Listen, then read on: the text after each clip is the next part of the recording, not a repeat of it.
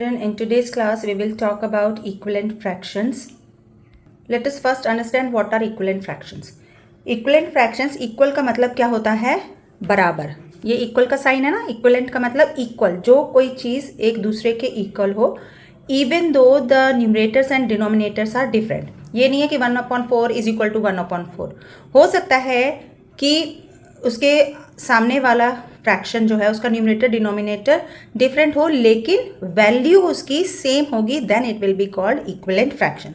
Late us see how. It is given here in the blanks with equivalent fraction 1/7. अब इसको equivalent fraction बनाने के लिए आपको क्या करना है? I have told previously also the rule when we were taking the parts और पीसेस. रूल इज, आप जब भी किसी फ्रैक्शन को कन्वर्ट करोगे या उसका कुछ निकालोगे तो आपको सेम नंबर से मल्टीप्लाई करना होता है, न्यूमरेटर एंड डिनोमिनेटर दोनों को, तब वो इक्वल होता है. ठीक है, जैसे 1/7 है. अब इक्वल बनाने के लिए कोई ज़रूरी नहीं कि मैं 2 से मल्टीप्लाई करूँ. I can multiply it with 3. 3 1 ज़ा 3, 7 3 ज़ा 21. अब आप बोलोगे कि ये इक्वलेंट कैसे हुआ, तो वो भी मैं बता देती हूँ कि इक्वलेंट कैसे हुआ. 3/21 को जब आप डिवाइड करते हो 3 से, 3 1 ज़ा 3, 3 7 ज़ा 21, हो गया ना इक्वलेंट. 1/7 1/7. हालांकि यहाँ था numerator and denominator that was different, but the value was same, that is why it is equivalent. Suppose it is 3/5. I can multiply it with 5 अगर उन्होंने कुछ नहीं दे रखा है तो. 5 3 ज़ा 15, 5 5 ज़ा 25. तो ये हो गया 15/25. कैसे इक्वलेंट है 3/5 के? 5 3 ज़ा 15, 5 5 ज़ा 25. 3/5, 3/5. So they both are equal fractions. Now the question is, take the equivalent fraction. अभी आपको 2/3 दे रखा है, 3/4 दे रखा है. अब हमें तो पता नहीं ये इक्वल है या नहीं है, क्योंकि यहाँ पर तो आपको इक्वल बनाना था, आपने बना लिया. अब इसको फाइंड आउट करने के लिए इक्वल है या नहीं है, we will do another method. 2/3 and 3/4 को क्रॉस मल्टीप्लाई कर लेंगे. क्रॉस मल्टीप्लाई का साइन मैं लगा देती हूँ. क्रॉस मल्टीप्लाई का मतलब होता है इसको इसके साथ मल्टीप्लाई करना है, यानी कि 2 × 4, और 3 को 3 के साथ मल्टीप्लाई करना है ऐसे. ठीक है, यहाँ मैं अलग बता रही हूँ. आप इसको यहाँ पर भी लिख सकते हो, जैसे 2 4 ज़ा 8 है, आपने यहाँ पे लिख दिया. 3 3 ज़ा 9 है, आपने यहाँ पे ब्रैकेट पे लिख लिया. आपको अलग से ऐसे करके दिखाने की ज़रूरत नहीं है. 8 एंड 9 आर नॉट इक्वल, तो it means it is not equivalent. ये इक्विवेलेंट फ्रैक्शन नहीं है. 4 2 ज़ा 8, 3 3 ज़ा 9. Late us see another example.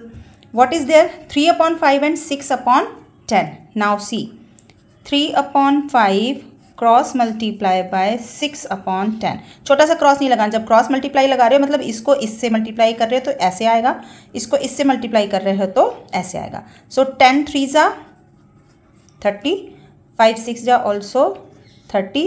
So 30 is equal to 30. That is why this fraction is equivalent fraction. यह है सही है. देखो, जबकि आपको कैसे पता चला, यहाँ पे 3/5 है, 6/10 है, देखने में तो नहीं लग रहा ना कि इक्वल है, लेकिन जब आप इसको क्रॉस मल्टीप्लाई करोगे तब इक्वल निकलेगा.